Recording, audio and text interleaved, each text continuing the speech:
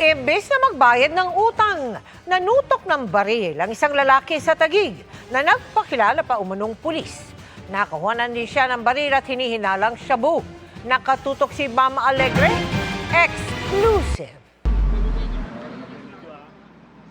Arestado ang lalaking ito sa barangay Comembo, Taguig kagabi matapos mabuking na nagpapakilala siyang pulis. Inireklamo siya ng isang babaeng biktima dahil nanutok di umano ng baril.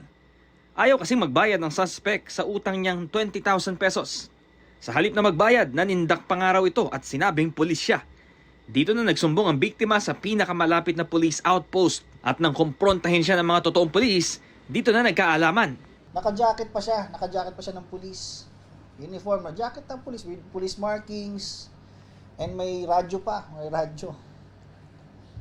So pagkatapos nga nung makita na naka-police na jacket siya, tinanong siya ng tropa. At hiningihan siya ng ID, nagpakilala, tinanong siya kung pulis ka ba talaga. Nagpakilala siya, sabi niya pulis daw siya. So nung hiningihan naman na siya ng documents like the ID, PNP ID, wala siyang maipakita. So sa katagalan, umamin din siya, sir hindi po ako pulis. Pagkaamin ng suspect, inaresto na siya at ininspeksyon ng kanyang dalang gamit.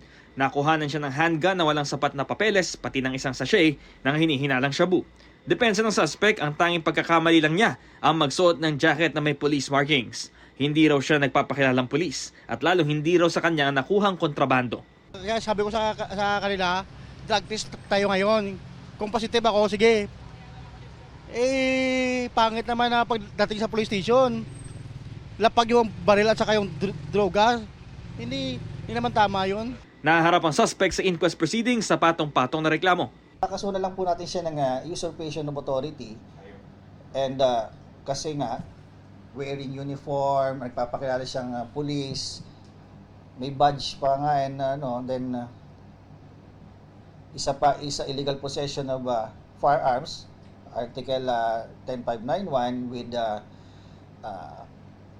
Article 9165 for illegal possession of